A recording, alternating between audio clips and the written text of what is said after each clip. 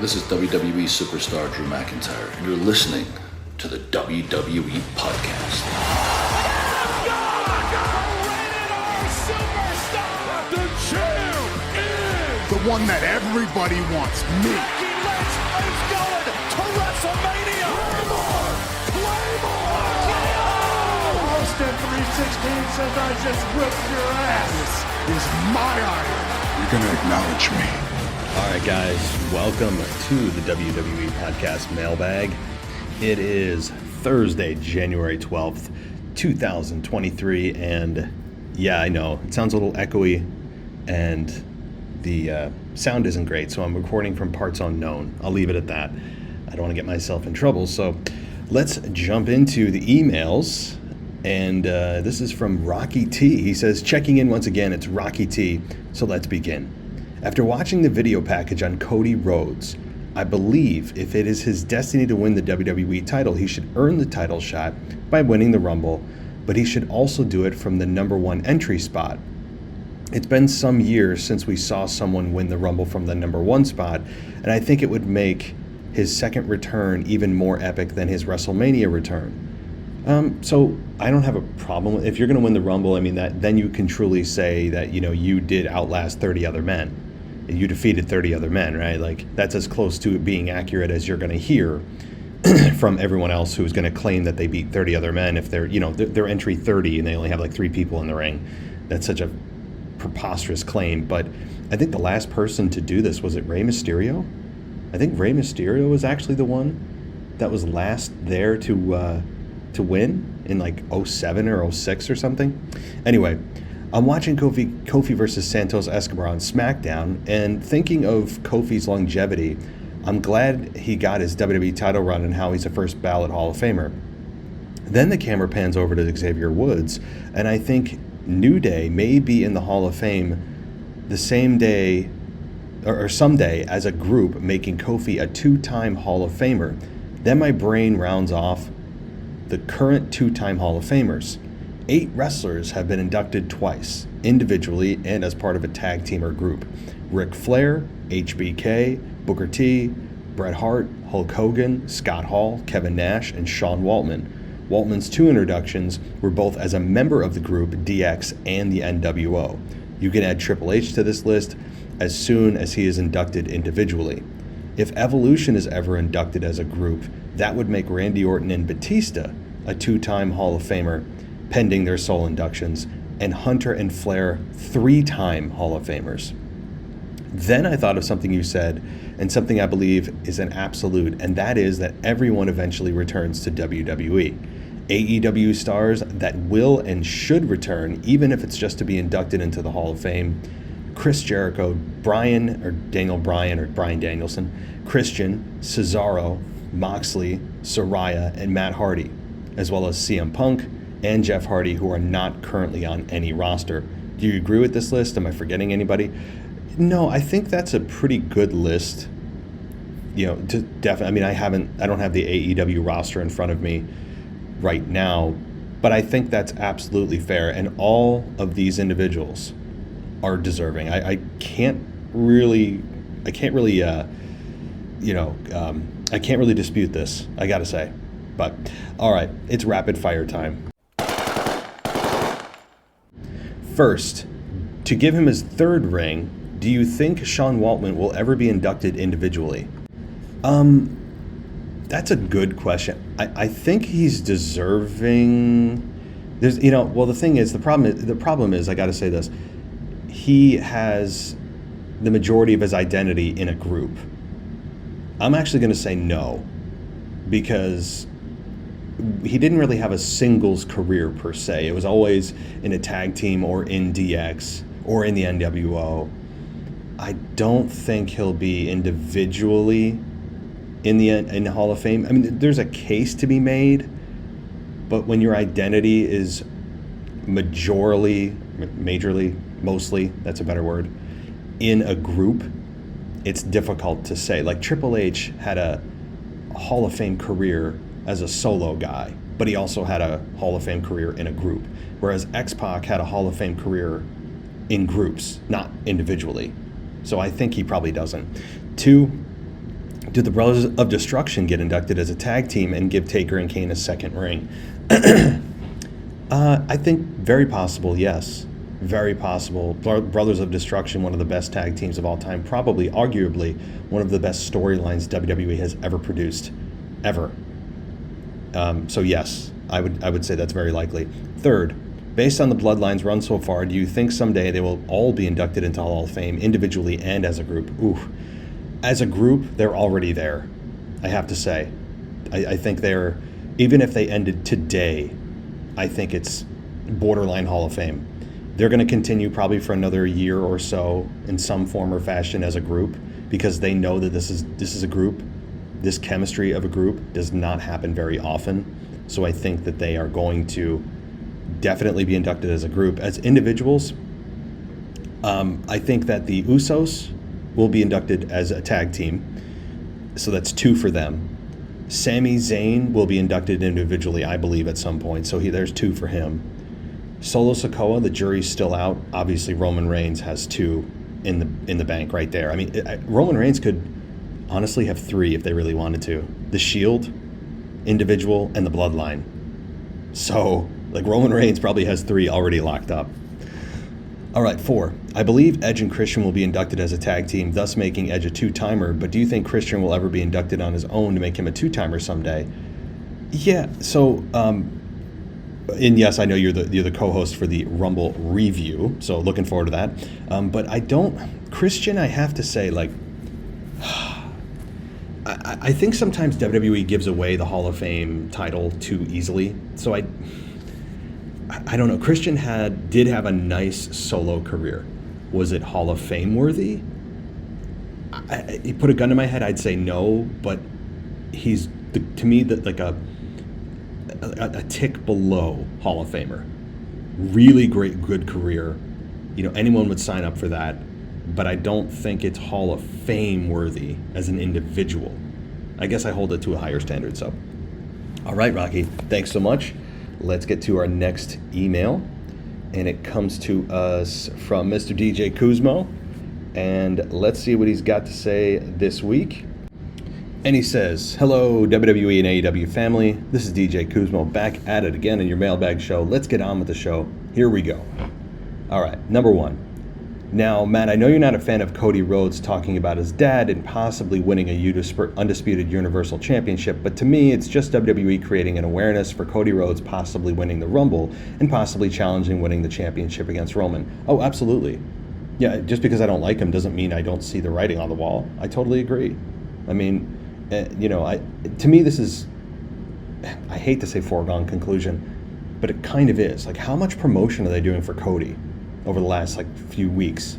It's been a lot, and it's no secret he's on his way back. It's been no secret he's going to enter the Rumble. It's been no secret that he's a heavy favorite to win the Rumble for the last 6 months. So yeah, he's absolutely in the conversation. But there's also rumors out there that Roman is going to be forced to drop the WWE title so that Seth and Cody can have a match for the WWE Championship at WrestleMania, and Roman faces The Rock, so Roman doesn't have to do double duty.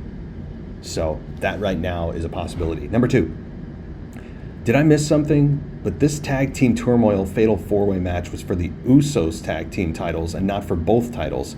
I didn't understand the logic since the Usos are technically both on SmackDown and Raw. Shouldn't it have been for both titles? Okay, DJ, now I'm confused. If they said that it was supposed to be for just the Raw tag team, I assumed it was just for, since they unified the belts, it's just for those set of belts that have been unified. I didn't know that they said that it was for the Raw only. If that's the case, then have they split them? And now you've confused me, DJ. But it's possible I didn't, I totally missed that part on Raw. Number 3, Bayley needs a challenger. It's kind of boring watching her at times. To me, her most relevant was when she was feuding with Sasha Banks 2 years ago, and now, of course, Sasha's no longer with the company. Yeah, I've said this for weeks too. Bayley feels very boring right now, and to me, it's the most boring she's felt in a long time. Now, she's super talented in the ring, on the mic, so she could turn it around quickly. This is not a career ender by any stretch. But it's it's just weird seeing Bayley in such boring segments on Raw where you just don't care. I agree. It's just like, what is happening? So I hope that at the Rumble, she makes some noise. And then after the Rumble, she gets into a program that feels more important. Same with, honestly, with Becky Lynch. Becky Lynch, not on Raw. No one really cares about this program with Bayley. It's very odd that we don't care right now, but I think that'll change in the next couple weeks. On the flip side, Rhea Ripley is built up strong every single week, bailing out her precious little boy Dominic and looking dominant in singles matches on Raw. Yeah, totally agree. I mean, that's why I've said I still believe that Rhea Ripley's going to win the Rumble and challenge Bianca and take the belt at WrestleMania. I don't think that's a stretch to say. I think it's probably likely, and I'm all for it. 5. Speaking of little boy Dominic, I enjoyed his new gimmick as Prisoner Dom. This seems very refreshing and entertaining because his gimmick is like an entitled punk kid that acts tough but cries for his mommy. Yes, it's exactly right. By the way, if you remember Conan from WCW, or if you Google him, he also too had that prison look, and also Rey Mysterio had a similar gimmick while in WCW before he started wearing a mask. So I guess you can say that Dominic is connecting the past and present with his Prisoner Dom gimmick. Yeah, I'm glad you brought that up too. I wasn't, as you guys know, and maybe you don't, but I didn't really watch WCW. I was primarily a WWF guy through and through. So, but I do remember flash images of that, of Conan and Rey Mysterio, and I don't think many people have made that connection, honestly. So that's a nice pairing you got there. 6. Would be safe to say that it's time to turn the Alpha Academy as baby faces since their current losing streak and the huge pop for Otis Caterpillar on Raw. Yes. In fact, that would balance out the teams in which Hit Row just turned heel. So there should be a equal and opposite reaction on the babyface side. Now the Alpha Academy turns babyface. I'm all for it.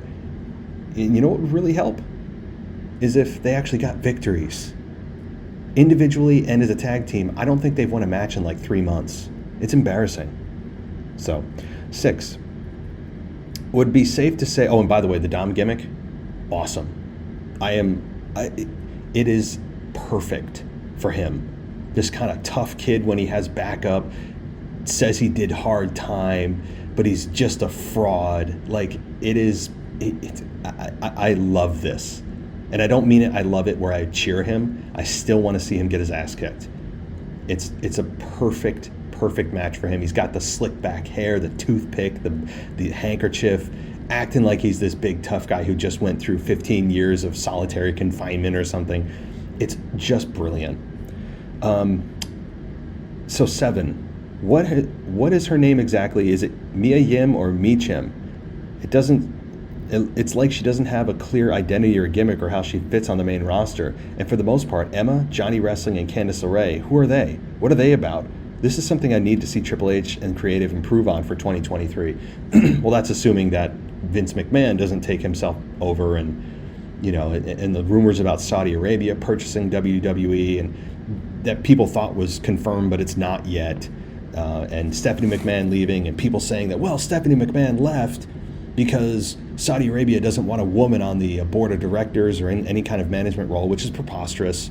Okay, I've got so much to say on this. I'm going to kind of table my discussion about WWE and Saudi Arabia until it actually happens, because otherwise it's speculative, but I'll table that. That said, if Triple H is in charge of creative in 2023, I think he will address this. And this just goes to show you, like, as much as we have praised generally Triple H's efforts in creative, it's never perfect. It never will be perfect, because you can't focus on everything all the time.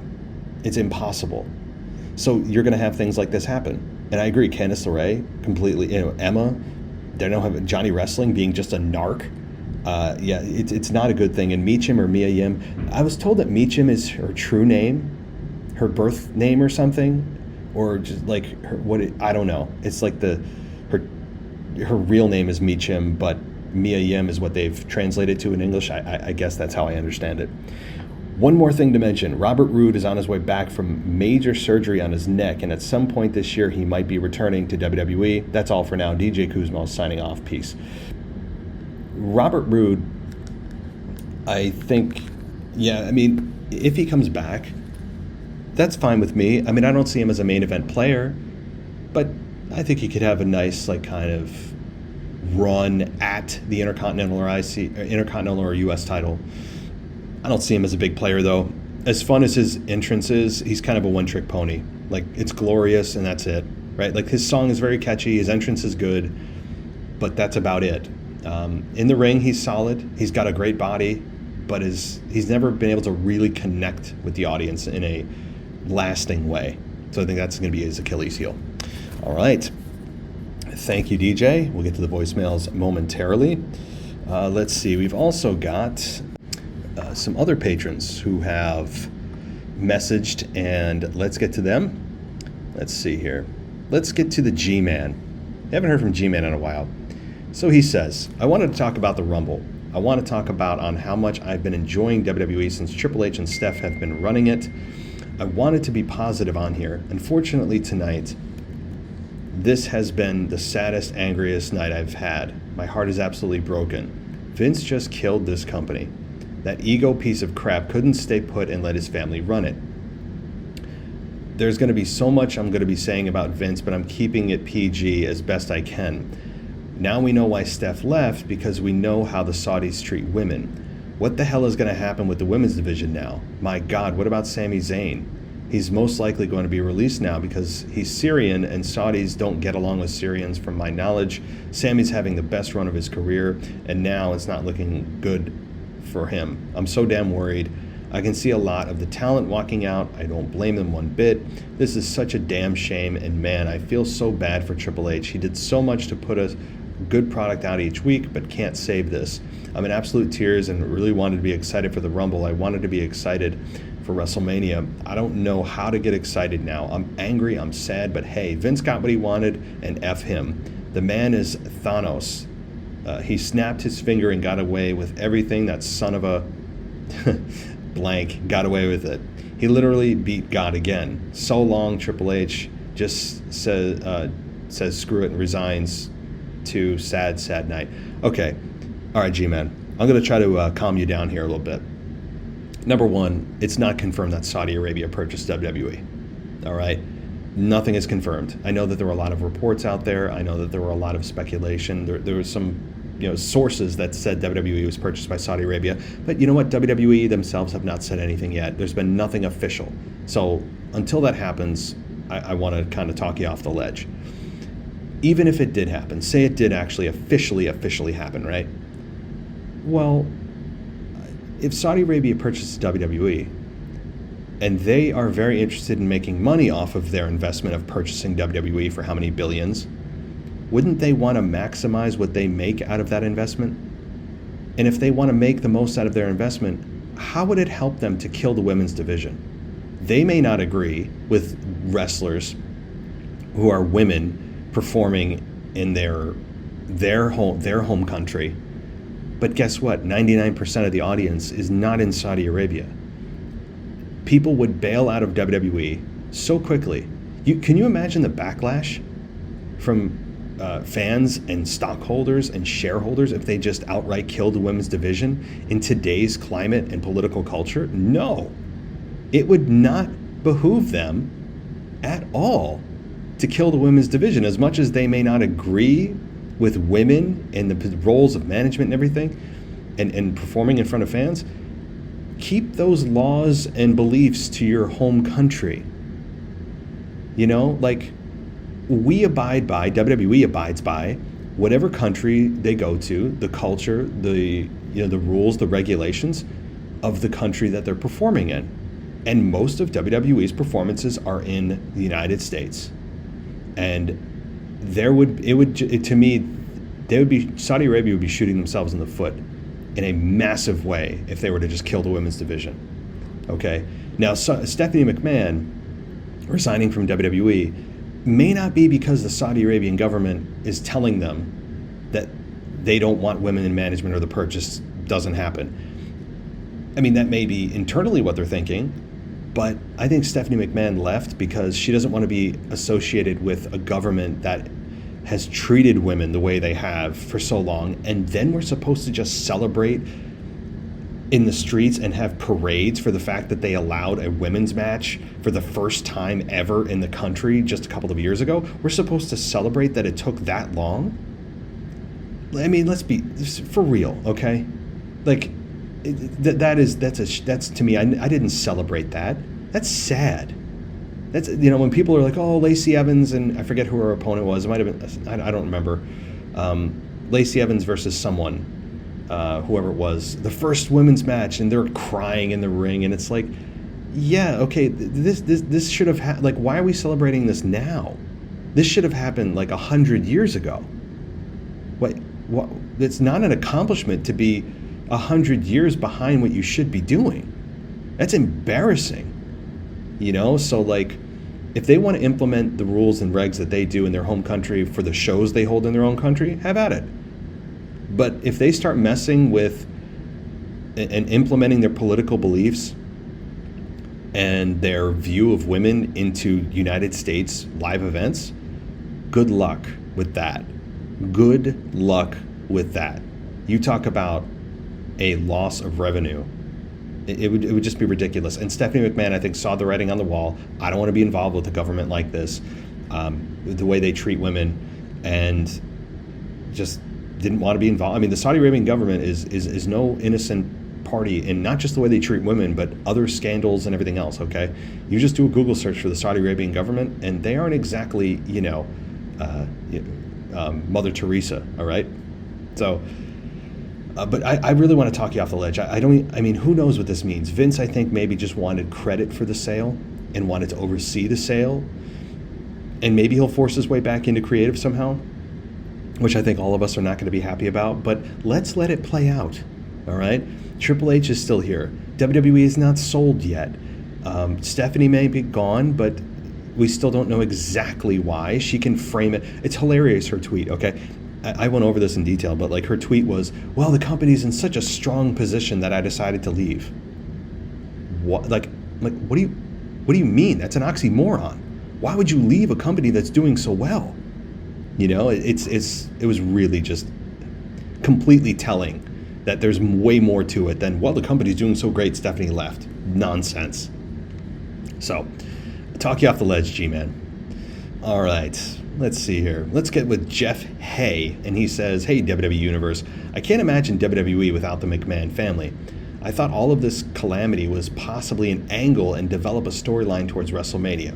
An article from Clutch Points is stating that WWE has been sold to Saudi Arabia and the Saudi Arabia Public Investment Fund, which now makes a WWE a private company. I have an eerie feeling this is going to tank the business like how a non-wrestling administration cannibalized WCW. Also, everyone knows the annual token Middle Eastern pay-per-view never makes sense and throws a wrench in continually for all storylines. Essentially, Matt, what is going to happen? I feel like the sky is falling. Again, I mean, you can listen to my response to G-Man with your concern as well. We all need to take a breath. We all need to take a step back. All right? As much as Vince McMahon, we feel as fans, should just walk the hell away. Vince is not going to kill his creation. This is his baby. This is his life. If he's going to sell it, he's going to do it the right way. I really believe that, okay? I don't want Vince on creative any more than you do, but Vince, first and foremost, is a businessman. Vince didn't just, step and fall accidentally into the success of WWE, okay? It was strategic. It was smartly thought out. It was... it was a labor of love. It was, it was his life and is his life. So I don't believe Vince McMahon is just going to essentially can the company. I mean, like, I really don't think so.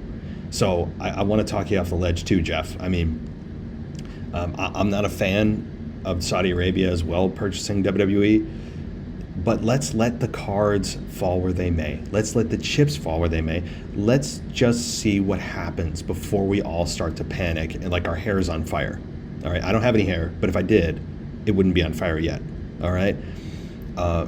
So I'm taking the more calm and wait and see approach because it's easy to get into a panic and realize, oh my God, Saudi Arabia, they don't believe in women's division. Stephanie left because of that.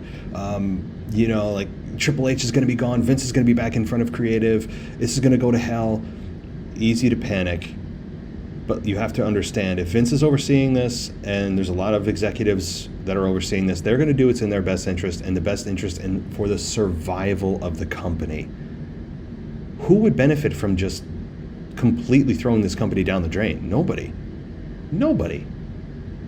So there's a lot yet to know, and I have said from the start of this all, since Vince was rumored to come back, he came back, appointed himself as chairman, Stephanie leaves, the Saudi Arabian government is believed to have purchased WWE, but it hasn't happened yet. We are in for many more twists and turns. Many more. We have a lot more steps to go, and then we can discuss. All right, on a lighter note, has anyone else ever realized that Ricochet is pretty much Top Dollar's mini-me? It's funny how they're feuding right now, and it just so happens they look like they could be father and son. I didn't think of it like that, Jeff. I'm going to take a closer look. That's funny. Finally, I'm guessing my number one guy, Randy Orton, will have a return at the Rumble. I really hope he strays from Riddle, being that Riddle is now an aimless, boring character making lazy pothead jokes. What do you see the company doing with Orton when he returns? That he has nothing to do with Riddle?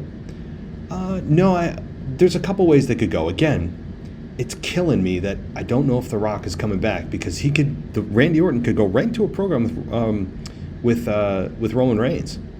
Why? Because think about when he left. The story was that the bloodline beat him down so bad that he was out. He's been out and injured.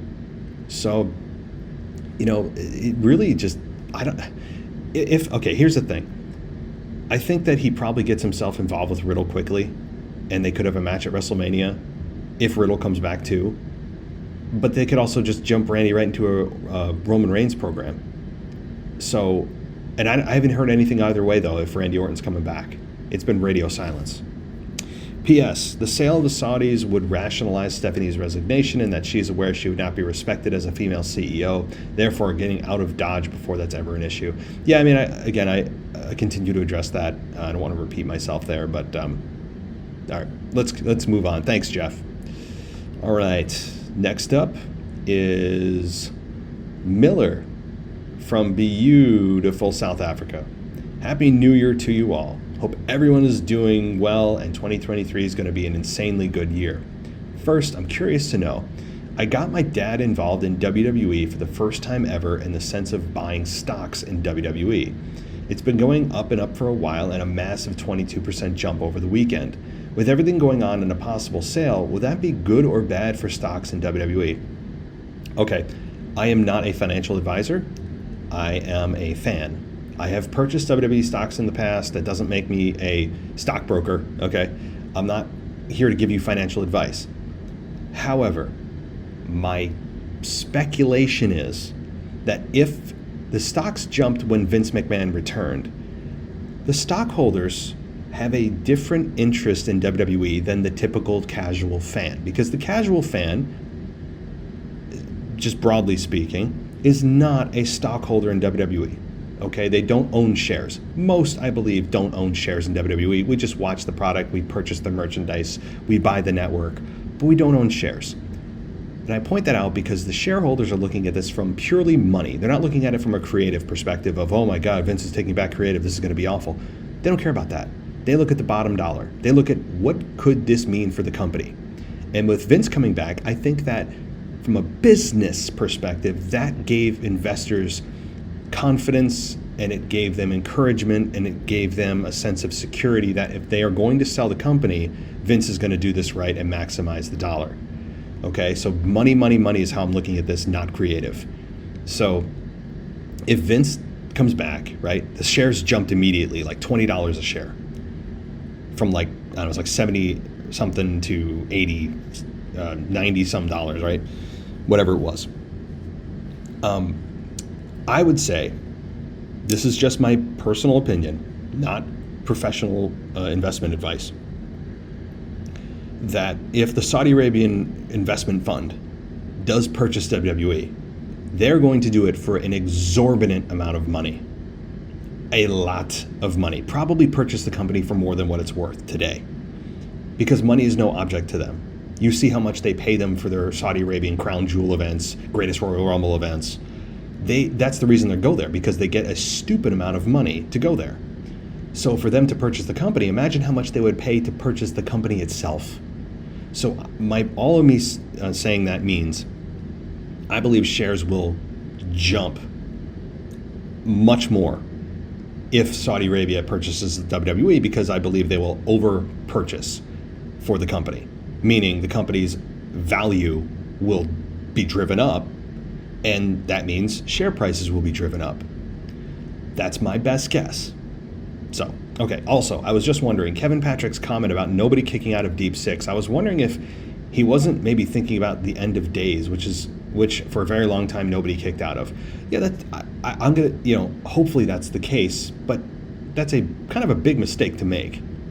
I mean, only one person ever kicked out of Deep Six, right? I think it was at WrestleMania this year. But yeah, I just, Kevin Patrick just says things that are just sometimes ridiculous. So it's hard to give him the benefit of the doubt. And Deep Six, nobody's kicked out of Deep Six.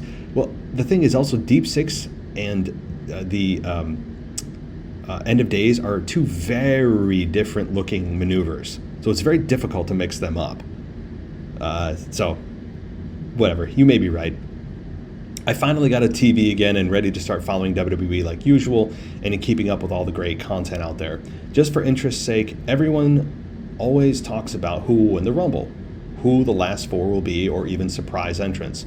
I always love the moments where two people who never get the chance to, or with a lot of heat, meet in the Rumble. For example, I think Ray will return at the Rumble. It'll be interesting to see him enter and meet Dominic in the ring and how that'll play out.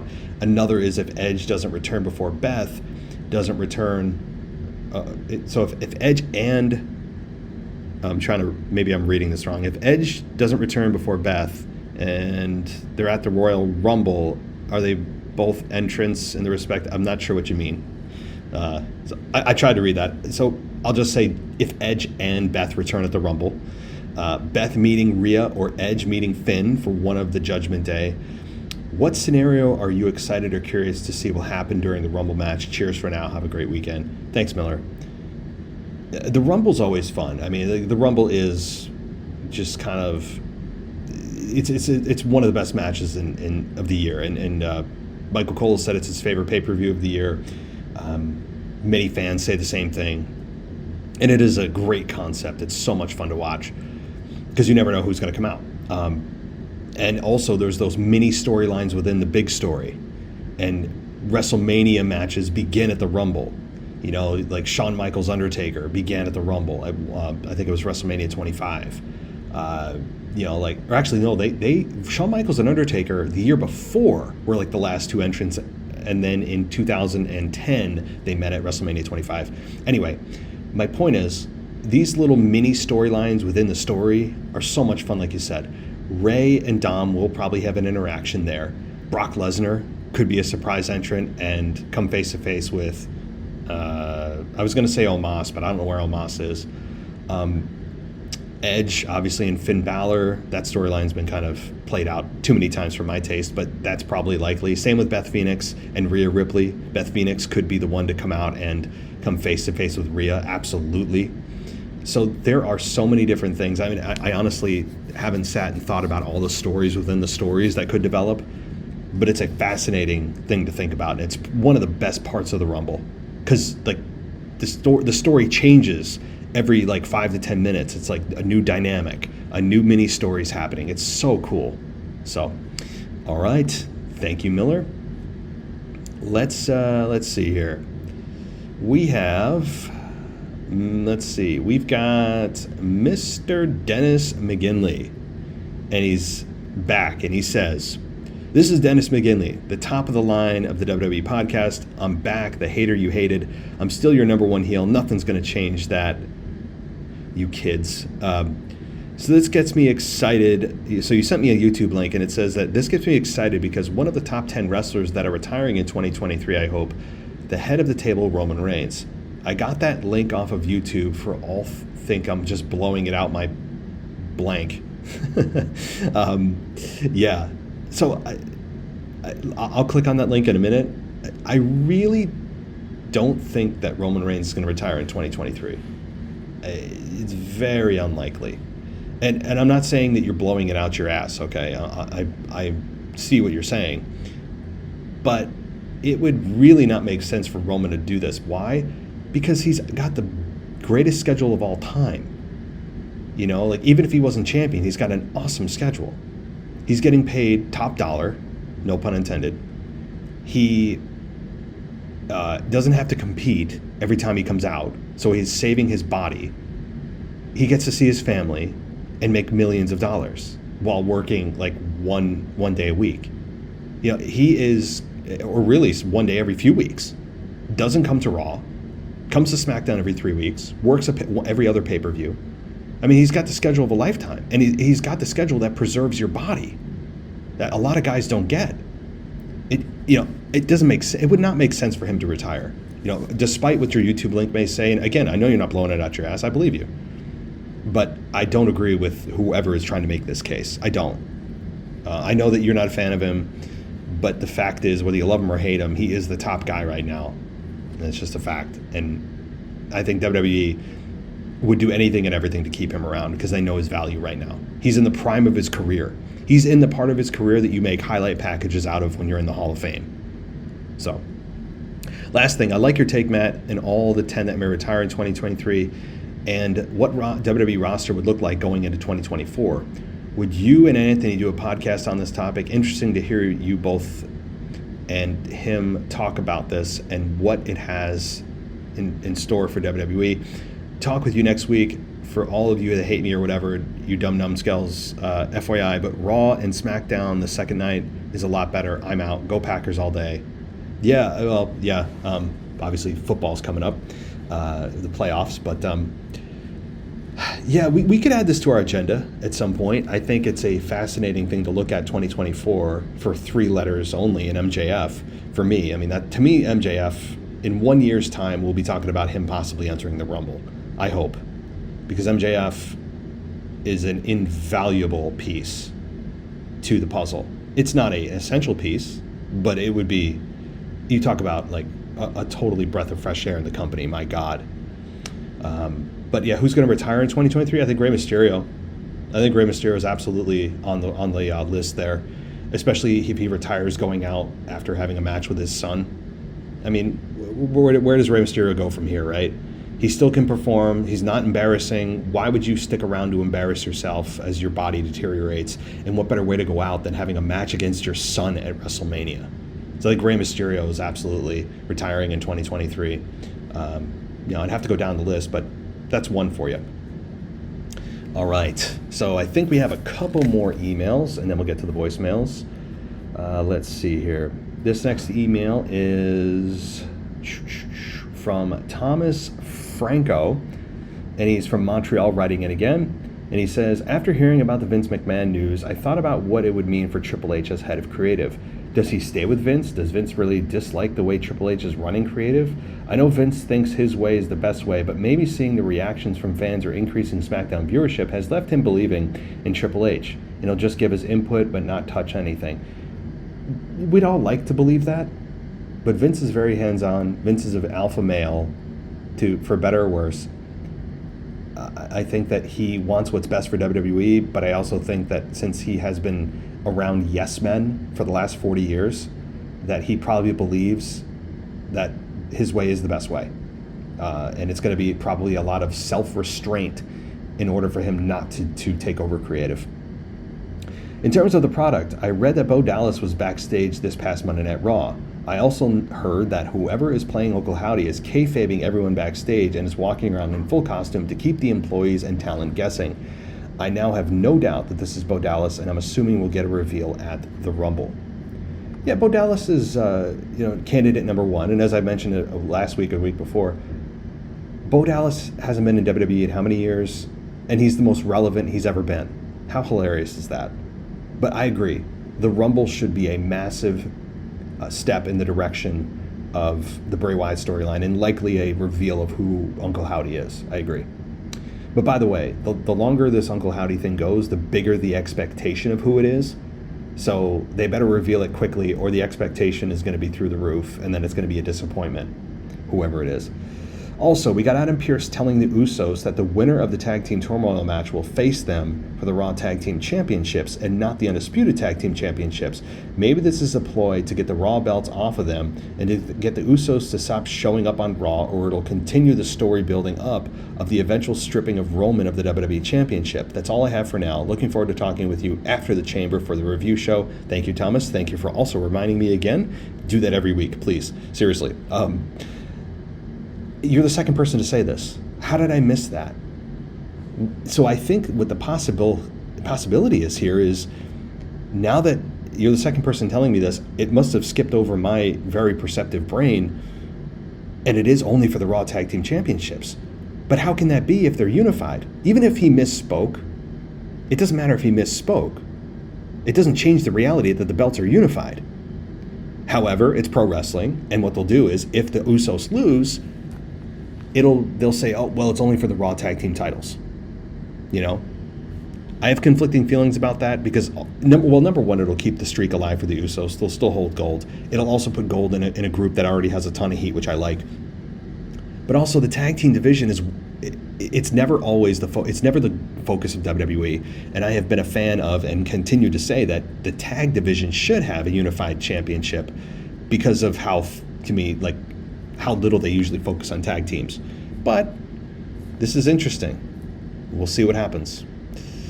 All right, let's get to our final email here. And it is from Phil Gray. All right, Phil, and you say, hey, Matt and WWE Podcast, hope all is well. I was not at all surprised at Steph's resignation. Vince is power hungry, and I think all the new things that have happened since last summer will tank. I saw that all the talent are now worried that Vince is back. My hope is nothing changes. If they sell, then Vince just goes away for good.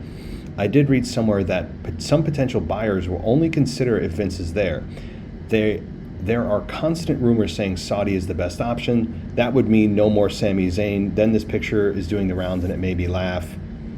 Yeah, that's funny. What I'm looking at is a picture, photoshopped, but hilarious, of Stephanie and Triple H in the crowd taking a selfie, and in the background at this wrestling event has the AEW Dark on the Titantron. That's hilarious. That's great. Yeah, maybe the Saudi Arabian government, if they wanted to sell for the best price, said Vince needs to be involved and we're not doing this negotiation. It's possible. Again, guys, this is all speculative. We're not in the room. We're not in the production meetings. All we know is are the news outlets that report this, right? Like, we don't know the ins and outs and intricacies of what's going on, you know? So, all right, the Rumble coming up. The idea of Edge, Balor, Hell in a Cell match was rumored. If Edge returns in the next week or so, do you see that happening? Yes. And I think it's worthy of Hell in a Cell, given what they did to his wife. Yeah. But that better be it. And that's the only way that it would be mildly interesting, given that Edge has returned against the Judgment Day 4 times, is that they go to the absolute pinnacle of possible matchups and match stipulations of Hell in a Cell. Yes. I can see Bray Wyatt, LA Knight being a good match and getting answers. I think the light will be the same as when he does his promos. I hope this is good. I also hope the gimmick matches. I also really don't like the gimmick matches that much. I agree. And to be honest, if it's that dark, it's not safe for the actual competitors. You can't see what you're doing. So I'm sure they've taken this all into consideration. On top of the fans, hopefully just booing the hell out of this. I'm sorry. If they do it to the point where it's like hard to see, I hope the fans boo it out of the building. Because that is just, I'm tired of the nonsense gimmicks, with Bray Wyatt specifically. So, the gimmick matches, I should say. All right. WrestleMania is reportedly the fastest selling in history. The expectation of The Rock is telling in tickets. This surely has to bring him back. Well, I think every WrestleMania has sold out. I mean, it just because it's the fastest selling doesn't negate the fact that even a slow sellout still is a sellout. But it does tell you that people are anxious to get themselves into WrestleMania with the expectation that this is going to have a potential Stone Cold match, a potential Rock versus Roman match. I mean, the rumors could be absolutely helping with the rate of ticket sales. But the end result is always the same, that WrestleMania sells out. Okay, did I hear it right on Raw? The Judgment Day are challenging the Usos for the Raw Tag Team Championships. Are the tag titles getting a split? I heard that they will take the WWE Championship off of Roman as punishment for the Bloodline invading Raw the last few weeks. Just need them off of him, and Triple H weeding out the last of the overheads from the Vince era. Well, yeah, you're the third person now. Okay, now it's definitely true. Okay, now I know for sure that I missed it on Raw. It could have been a misspeak, or it could be part of the storyline, where if the Usos lose, they say, no, Adam, you said the Raw Tag Team Championships. We still hold the SmackDown. So that could be part of the storyline, or it could have just been an oops on the part of Adam Pearce. We'll know when the Judgment Day wins, if they win. So, and yeah, could the WWE Championship be taken off of Roman? Yes, and I hope it is. I actually don't care how that happens. I don't care if it's hook, crook, messy storyline. Don't care. I've said that for 6 months now. Really, since last year's WrestleMania. I hope that it just comes off him somehow, because Raw needs a top belt, and it's really hurting Raw. They're trying to sell that U.S. title is a top belt. Well, it's only the top belt because of the absence of the real top belt. So, John Cena has gone AWOL. Will we see him back before the Rumble? Maybe the WrestleMania picture will become a little clearer on the 30th anniversary of Raw for the likes of Stone Cold, who I see in social media looks like he's in incredible shape. Thanks and speak soon. Yeah, I think that's also a thing too, right? Like John Cena is rumored to have a match, probably with Austin Theory for the U.S. title at WrestleMania. Stone Cold possibly having a match, looking at the ring shape that he's in right now, which he does look in really good shape. And he's actually had time to prepare, unlike last year. And The Rock versus Roman. I mean, you could have John Cena, Stone Cold, and The Rock, and Brock Lesnar all have a match at WrestleMania this year. Think about that.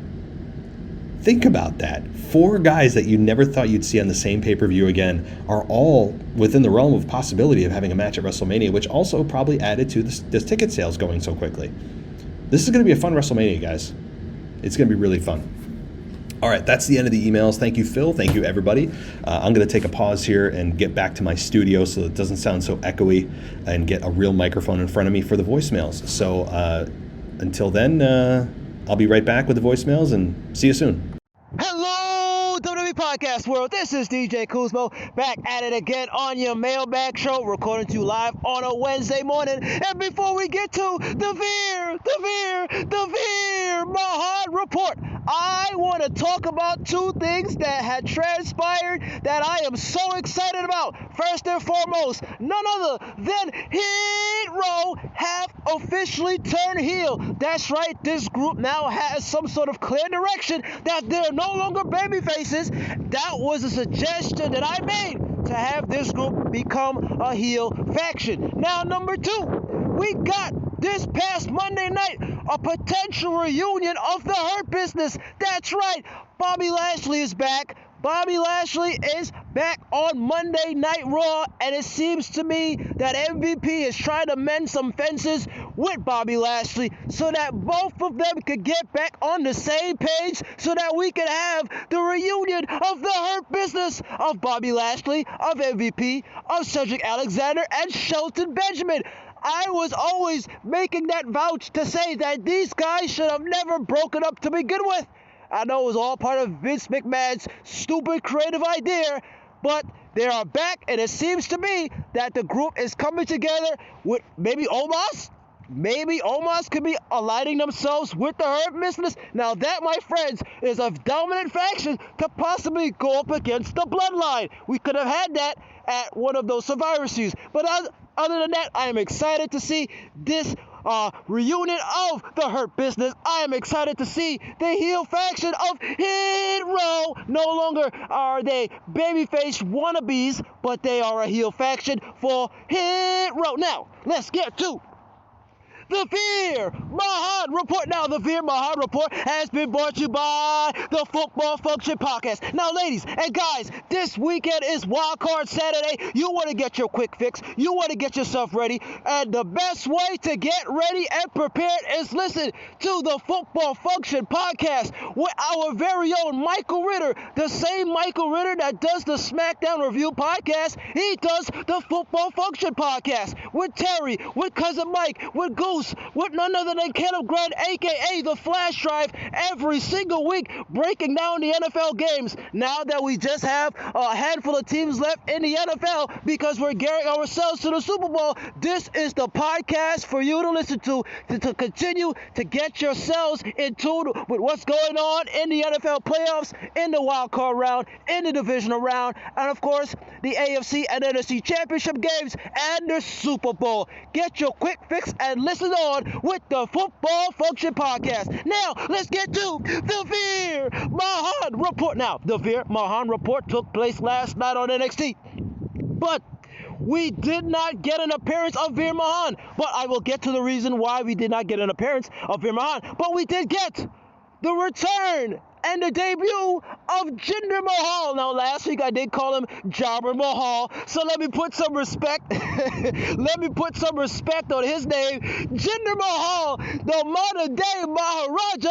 is on NXT, aligning himself with the Indashir of Veer Mahaan and Sangha. So we did get Jinder Mahal and Sangha attacking the Creed brothers. Of course, this led to an impromptu match later on at NXT New Year's Evil, where we had none other than Julius Creed going up against Jinder Mahal. And of course, we did get Jinder Mahal for the victory. And it seems to me that Jinder Mahal has staked his claim that he wants to be a part of this group, that he wants to be a part of the Indashir of my guy, Veer Mahaan and Sangha. Now, let's get to the reason why my guy, Veer Mahaan, did not appear last night. So I just want to have a quick moment of silence. Now, the reason why he did not appear last night was that his father passed away. Papa Veer Mahaan Sr. had passed away a couple of hours before the show happened at NXT New Year's Evil, so he could not make an appearance. I don't know how long he's going to be out for. You know, when somebody passes away, a family member, a friend, you want to take as much time to grieve. So my friend, my boy, Veer Mahaan, take as much time as you need, my friend. I can't wait to see you back on NXT. And like I said, when you come back, we got Jinder Mahal, we got Sangha, we got the new look of the Indashir on NXT. Still making some noise in the NXT Tag Team division. And like I said, all the best to my boy Veer Mahaan. I'll keep praying for your family, keep praying for you as well, my brother. But other than that, my friends, this is DJ Kuzmo. Have a blessed day. Stay UC, my friends, and peace. All right, everybody, that is DJ Kuzmo, and magically my voice sounds a whole lot better, doesn't it? Interesting. It's because I am recording this about 6 hours apart from when I did the other part of this, and I'm here now, and I'm not in the echo chamber that I was. So again, I really don't mean to do that with. I try not to. Let's just say I'm trying to do two jobs at once. You know, I think that tells you where I'm recording it. Basically, in an enclave in my my job. Anyway, so that being said, guys. Okay, and DJ, welcome. Thank you for showing up every single week on the podcast. Very much appreciated. Thank you for the Veer Mahaan report and the energy that you bring to the show every week. And yes, I'm glad you let us know why Veer Mahaan was not here this week. I did not know that Veer Mahaan's father passed away. So seriously, I mean, condolences. I don't mean that in any kind of funny way. Passing. You know, it's funny. Anytime that anybody passes that we know, or even by extension we know, it just, you come back down to earth. We can get caught up in our day and caught up in our weeks and caught up in our months and even years. And then all of a sudden, wham, something happens and then it brings you back down to earth and nothing else matters. It's amazing. And I'm not saying I'm all broken up by Veer Mahaan's father. I'm saying that we can all relate to losing someone. So yeah, condolences to Veer Mahaan's father and his family, obviously his family. And I, agreed. Take as much time as you need. Now, Jinder Mahal joining the Indashir. I like it. I think that that is a nice home for him. And it's amazing that he was actually WWE champion, 5 years ago? He defeated Randy Orton with the Colossus, and remember all that nonsense? And people are losing their minds that Jinder Mahal was WWE champion. I actually, by the way, this isn't on topic, but I didn't hate that run as much as a lot of people did. I thought it was a run that they try to happen. I think a lot of it had to do with Saudi Arabia and their shows that started shortly thereafter and all that. But anyway, yeah. So certainly, DJ, thank you for the input. Thank you for letting us know why and what's going on over there, and the Indus continues to grow. That's a good sign, right? Like if you have an established star like Jinder Mahal join a group like the Indus that's on the rise, that tells you that the Indus is not going anywhere, and they're only going up right now. So that is encouraging if you're a Veer Mahan fan specifically, that group is going to be continuing their ascent in the company. So good stuff there, DJ. And football's happening this weekend, guys.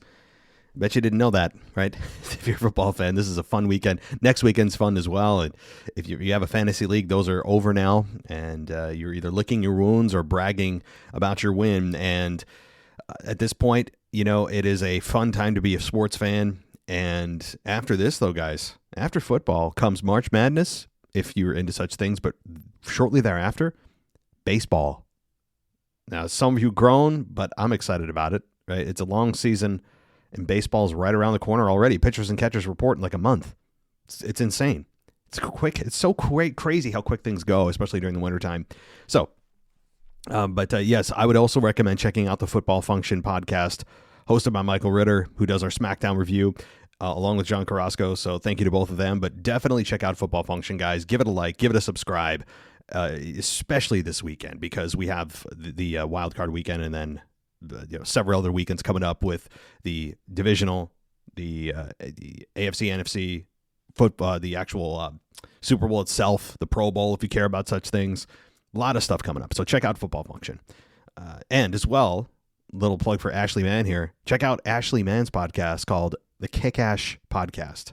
She really would appreciate it too. You guys have heard Ashley Mann on the show, and I know that she would appreciate it. So check them out, and like to give it a little bit of love to people that help this show out, to help them grow their own podcasts. So, alrighty, let's get to the next voicemail. It's Kyle from Baltimore. I wanted to talk about Bianca Belair and her title run throughout the last, 2 years at this point. If you think about it, Bianca Belair really has been a boring champion for me personally. I think she's a great wrestler, but her character sucks, because it's Becky Lynch and Rhea Ripley and Alexa Bliss, those three women in particular, are more interested and more compelling as characters. Mainly Becky Lynch, who's really, to me, is the number one biggest baby face in that women's division on Raw. That's a problem for me, and I think, and Bianca may be a great wrestler, but she's just been kind of mid as far as as a champion. Alexa Bliss just last week got that big reaction when she beat down on Bianca. So what does that tell you? So I don't know. So I guess my thing is that, can they really hold off until WrestleMania for Rhea to take the title away from Bianca, honestly, or whoever she faces at WrestleMania? Because I don't know how I can this could last for Bianca as champion for next 3 months, 2 months or whatever. I don't know, but what do you think what's going to happen with... Now, I'm making this call before Raw tomorrow, so we'll see what happens with Alexa and Bianca. Alexa's going to make some type of comment of her actions last week, but is it going to be a problem heading into WrestleMania for Bianca Belair? She's not really getting a big responses anymore like she used to when she was pretty much on SmackDown. The SmackDown, she was the rising star, but now since her feud with really Becky, she's kind of been downhill in terms of the way she's been booked. Because if you think about it, it was about Bianca taking the title away from Becky at WrestleMania, but since then, what has Bianca done? Really nothing interesting. So, what do you think Bianca goes headed into this year? Does she turn heel? But that's the deep call. Bye. Hey, Kyle. So with Bianca Belair, I hear you to some degree about her character, because it generally remains unchanged. And right now, the shiny new toys are Alexa and Rhea. So what's new and fresh to a lot of people automatically feels better. But Bianca Belair has stood the test of time with this character. And there have been some low points, but generally I think it's been a success. Has it been a rousing, legendary run? No. Is she boring at times? Yes, she is. But her in-ring ability, I think, makes up for a lot of the lack of character that she may be showing on air. That said, I still think they'll make it to Mania with her as champion and have Rhea drop it there. You could also have Bianca Belair turn heel at WrestleMania, maybe in like if there's a triple threat of sorts, maybe it's Becky, Bianca, and Rhea in a triple threat on the Raw side. If Becky doesn't face Ronda Rousey, which I hope she does because it has to happen. But if there's a triple threat on the women's side on Raw, which I don't think there'll be, but if there is, you could have Bianca Belair attack the babyface after the match, show she's a bad sportsman or sportswoman, and turn her heel. That could happen. And actually, that could, as I'm thinking about it, the crowd may cheer that, kind of like they did with Becky Lynch and Charlotte at SummerSlam 2017, 2018, whatever it was. They turned her into the biggest babyface that WWE had. So they, sometimes you don't know what the reaction is going to be, but I hear you. But it's not a complete failure like Ronda Rousey as SmackDown Women's Champion is, and that they can't wait until WrestleMania with Ronda to take the belt off of her, and they just kind of did it very quickly upon Charlotte's return. Rhea isn't in the same position. She can hold steady and hold the course, and steer the course, rather, and I think still manage to come off as a solid babyface going into WrestleMania, especially opposed to Rhea Ripley, right? Like, you oppose Rhea Ripley, who's a true heel, not like Bianca Belair, or not like Alexa Bliss, who is trying to be booked as a heel, calling herself the face of evil, yet people still cheer that. Like, that doesn't have an effect on people because she's so interesting when she's dark, and she goes all in and she's believable, that I don't think people are going to really take her as a true heel, whereas Rhea Ripley's in a different position. And I think crowning Rhea Ripley at WrestleMania is worth the wait, personally, because Rhea Ripley's on a awesome run, and building that up, it's worth it. Because also, if you haven't seen, I'm sure you have, Rhea and Bianca Belair matches are awesome, really good. They both have a similar style. They're both powerhouse women. They can have a kick-ass match on top of a great story, on top of that's a fresh matchup. It is a WrestleMania main event, just ready-made to go. So I think you wait. Honestly, I'm willing to wait on that one. But no doubt, I think Rhea Ripley more than likely drops it at WrestleMania. Or I'm sorry, Bianca Belair drops it to Rhea Ripley at WrestleMania. All right. Thanks, Kyle. Let's get to our next voicemail. Alex, the French guy here, your European champion. Hello, everyone at Low Matt. I wanted to react to the news of this week. I think that pretty much everybody on the show will react about it. Of course, the allegedly selling of the WWE to the Saudi Arabia Public Investment Fund. I just wanted to react and to say to people that in life, as in WWE, you should only focus on results. So what I mean by that is I see a lot of comments, people complaining, saying that, oh no, it's the end for Sami Zayn, for a lot of superstars wanting to not perform in Saudi Arabia. First, them buying the WWE doesn't mean that every show will take place to the place, in fact. So, in fact, they also bought some sports team in Europe. That doesn't mean the sports team coming back to Saudi Arabia. They are pretty much active on the market, or the sports market as a whole. I don't know the strategic goal of this, but what I wanted to say is, all right, it's completely fair to react to this news on a negative way, saying that, oh no, Vince McMahon is going to take the chair of CEO again. But I am saying, let's just see what will happen. So I know it's human to, anticipate in a negative way or in a positive way. I'm just saying, let's just see the results without, being too positive about that or being too negative about it. So let's just see in the weeks to come if the news is confirmed. And for me, that is all that matters is the results. And if WWE fails to provide a good product, that is why competition exists. That is why AEW could, become the number one wrestling company. So I'm not scared about the future because competition always brings the best into people and into companies. So that is what I believe. That is all for me for this week. Bye, guys. All right, Alex, our European champion, thank you for weighing in this week. Yes, you, like others who have emailed us, and pretty much all the emails were in regards to this, you're taking the calmer approach.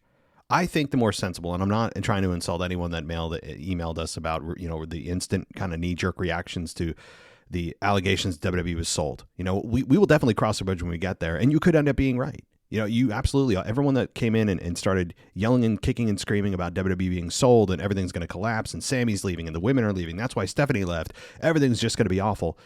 I get it. And if we get there, we'll get there. But I also had that reaction. And then I am trying to use all the experience I've had with news that comes out like this in my life and taking a step back, as you are, Alex, and going, okay, first of all, it's not confirmed that Saudi Arabia has purchased WWE. In fact, as I was listening to your voicemail, I was just doing a quick search just to make sure I wasn't missing the latest news. And just so you know, the time I'm recording this is around 8 p.m. Eastern Standard Time on Thursday. So that's as of right now. Okay, so I just did a Google search for WWE sold. And the Sun, thesun.com, says that according to multiple claims, Vince McMahon has sold the WWE to Saudi Arabian owners of Newcastle and plans to return as head of creative. That is what the Sun has said. However, TMZ is reporting WWE sources say company not sold to Saudi Arabia. The comingsoon.net says Vince McMahon reportedly sells WWE to Saudi Arabia Public Investment Fund. So there are reports all over the place, and there's nothing's confirmed. Once it's confirmed, we can have a conversation. But as I've told you guys, I think we all need to breathe. We all need to let this play out. There's going to be more twists and turns. As I told you at the beginning of this, when this was first announced that Vince McMahon was thinking at that time of coming back, and he was trying to come back, I said, all right.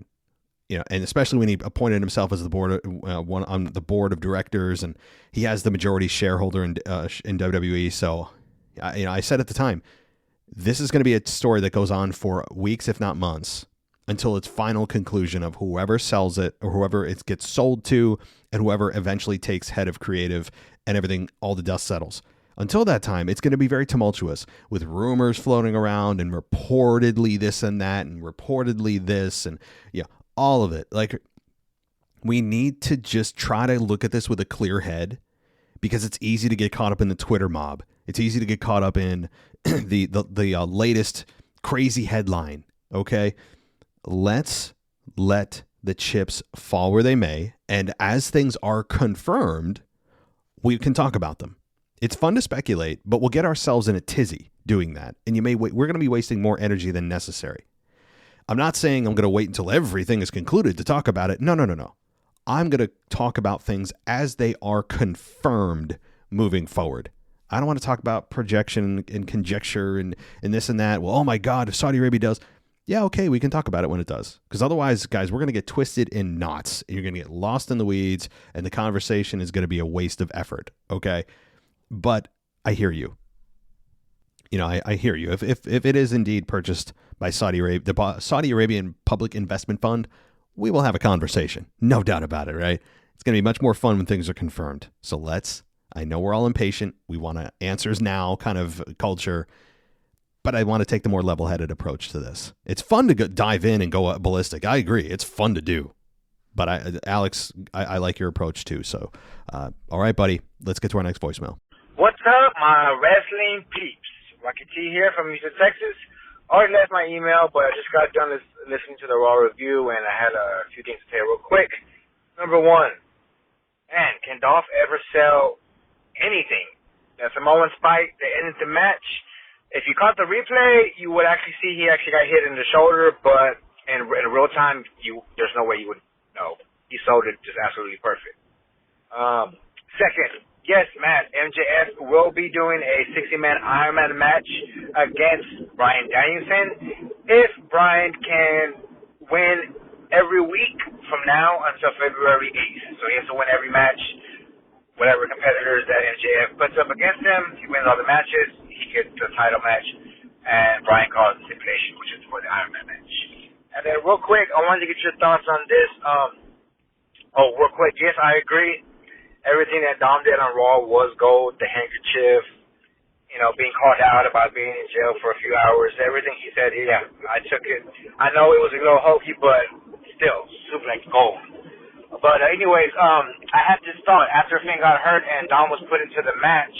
I know they're not going to, of course they're not going to win the belts, but if they were ever to win, and I hope they do sometime this year, after Usos lose at Mania, presumably, I would like to see Rhea win the belt at Mania, and then maybe a few months later, Judgment Day wins the tag titles, and I would like to see them invoke the Freebird rule. I know there was rumors about trios titles, which is something we absolutely do not need, but why not have a couple of these factions all embrace the Freebirds rule, and maybe have a couple of teams, a couple of trios, just use the Freebird rule and hold the tag titles, throughout the year or whatever. But I got a little mixed up with my words there, but I just want to see what you thought about that. That's pretty much it. So I guess I'll talk to everybody next week. Later, guys. Hey, Rocky T. Looking forward to our conversation, by the way, about the Royal Rumble review. It's going to be so much fun. So much. I mean, the Royal Rumble is going to be an epic event. I really think that there's going to be 2 or 3 massive returns and things to talk about. So in just a couple of weeks, right? It's amazing. Boom, 2 weeks from now. Well, not exactly today, but 2 weeks generally is the Royal Rumble. And we were just saying like 8-9 weeks. It was just Survivor Series. See how quick things go? It's insane. But Dolph's selling is on point. I can't say enough about Dolph and his selling of a move that was not executed to perfection. He's the kind of guy that most people would like working with because he makes everyone look better. And that's an asset that you can't ever go wrong with as a wrestler. So MJF and Bryan Danielson having a 60-minute Iron Man match, if Bryan Danielson can win his match, every match he has between now and February 8th. I love MJF.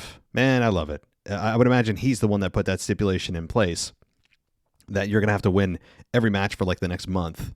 I love it. MJF is just effing gold. I mean, I would imagine this match is going to happen, and it's going to happen because if they didn't want it to happen, they wouldn't advertise it. But it's going to be a fun journey on the way there. I still loosely keep up with AEW. And specifically what MJF is doing. But cool.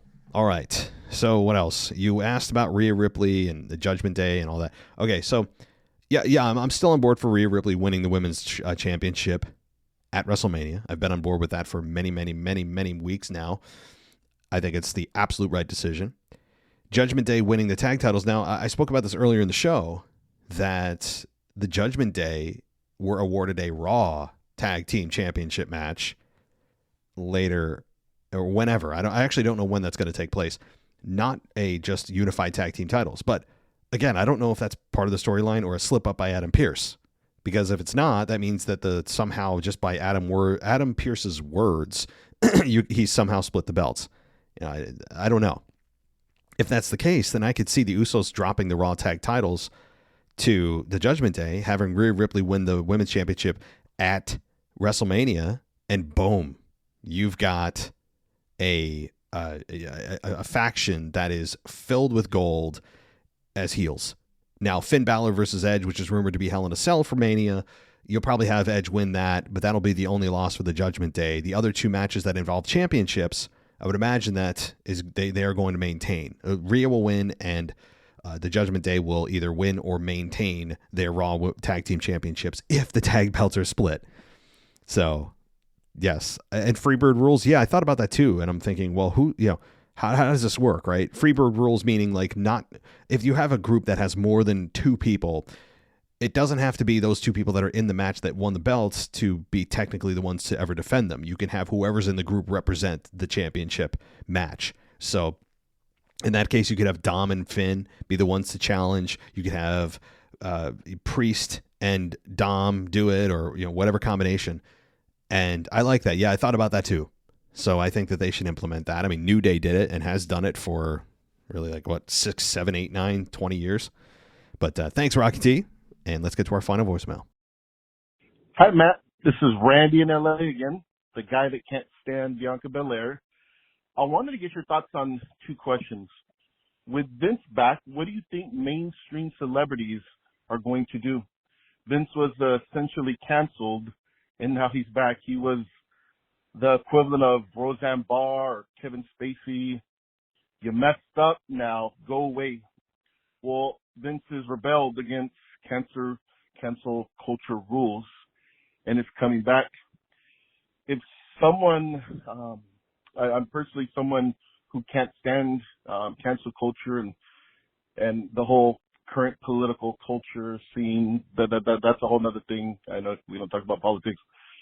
So I find this scenario fascinating. Do you think mainstream celebrities like The Rock, John Cena, Bad Bunny, Logan Paul can afford to go anywhere near Vince and work with someone who's essentially been canceled? That's my first question.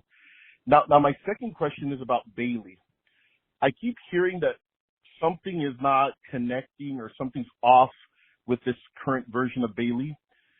I'm not sure if it's promo and personality-wise. Maybe she has become a bit too JBL in her promo content. Bad City, attack fans, just very, I don't know how to say JBL. Or maybe it's in ring and physically. This is going to sound a little crazy, but do you see a difference in Bayley's body as she's gotten older?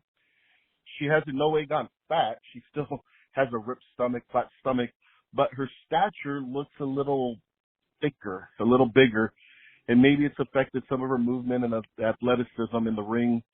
Or I'm just crazy and it's just the ACL injury and ring rust. And anyways, if you could, what are your thoughts on what's off about Bayley? All right. Thanks, Matt. Alrighty. Well, thank you for calling in. Great questions here. So let's start at the beginning. Vince and what is it going to do with the mainstream celebrities? How does it affect them? How do they view Vince? Good question. I remember saying this, that when Vince's allegations came down, that it may be affecting the Rock potential match with Roman Reigns, and given that the Rock doesn't want to be associated with someone that, even if he in real life is still friends, doesn't publicly want to be associated with him, given what happened and the Rock's status in Hollywood and all that. So I think it's honestly, I don't want to say it's, well, okay, let's assume Vince comes back. Well, he already is back as the head of the board. Right? He's on the board of directors, but let's take it a step further. Let's say Vince goes back to his old role of head of creative or co-head of creative with Triple H, whatever. I still believe enough time has passed where the news cycle is such that, things pass in like a day or two and then people don't care and they're on to the next thing. So given that, it kind of benefits McMahon where, okay, even if The Rock associates himself with WWE and Vince is back, people will be like, oh yeah, remember that Vince thing? I don't think they'll make The Rock connection with Vince going, oh man, what is The Rock thinking? This is bad for his career. Because WWE is huge, right? Like he's not working with Vince on screen. He's there to have a match that most fans want to see. It's best for business, as they say. So I think given how quickly the news cycle turns over and people's attention just gets onto the next thing and the next thing and the next thing, and the fact that The Rock can make a bunch of money off this and it's the match people want to see and it's really this year or never, I don't think it would have much of an effect. And I think Rock would still do it. Other celebrities, I don't know. Again, you could point to the news cycle and people's attention spans being super low. I don't think it would it would really decide one way or the other, because I think money talks more than anything for celebrities, specifically too. Logan Paul, Bad Bunny, whoever. I think money speaks louder, and that it's been long enough where people would be like, yeah, that Vince thing, but let's move on, right? There's other things, right, that are going on that are more important, more scandalous.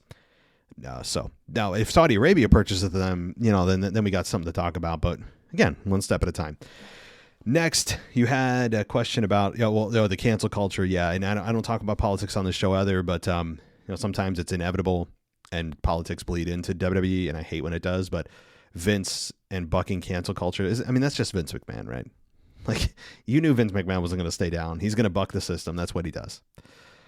So Bayley, final question here. I don't know what it is right now. She feels very uninteresting.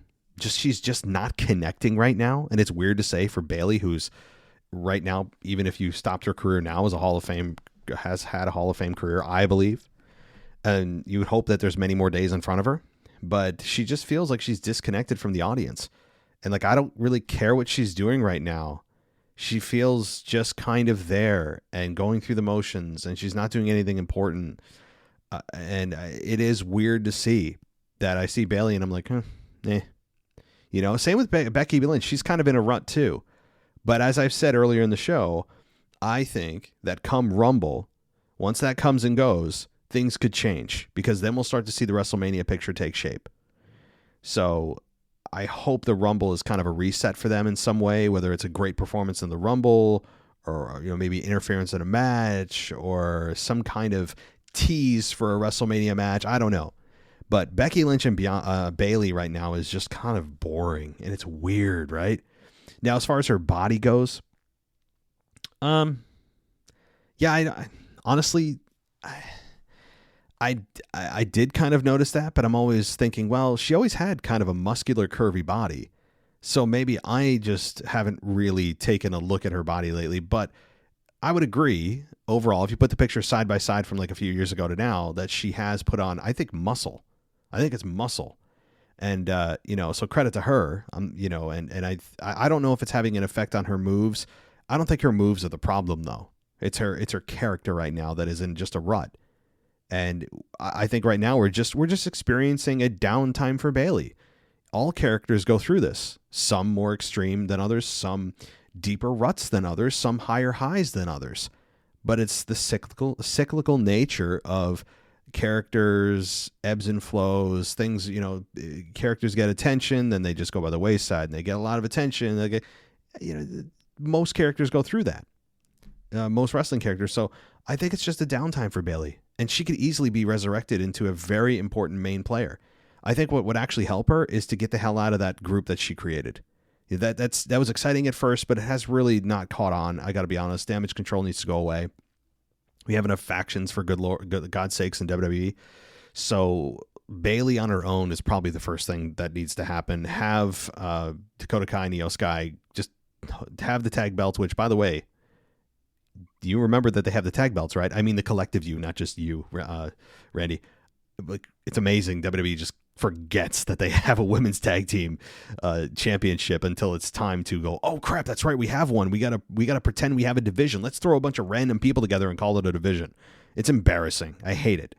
But I think that Io Sky and Dakota Kai can be a formidable tag team. They want to stay champion, fine. But Bayley is right now the concern. She needs to get out of that group and go solo. That's where she shines the best. So that's what I think. I don't think Bayley's in any danger. She just has been kind of irrelevant for quite some time. And it's a rut. It happens. But she's so talented and has, such name brand value, and is good on the microphone and is good in the ring, that I'm not really worried about it. I think she can pull herself out of it with a little bit of a good creative story, and, some TV time.